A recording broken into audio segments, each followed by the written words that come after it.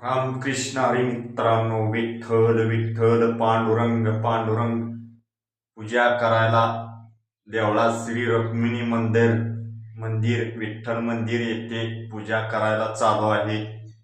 शेळकेवाडी आणि पूजा साफसफाई चालू आहे. लोटून काढून पूजा करायला चालू आहे.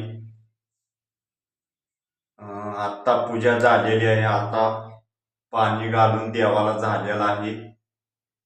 आणि कसं आमच्याकडं असं आता आमचं झाल्यावर दुसऱ्याकडे येते. असं आमच्याकडे आता 1 महिना आहे. आता त्याच्या पुढच्या महिन्यात दुसऱ्याकडे येते पूजा घालायचं.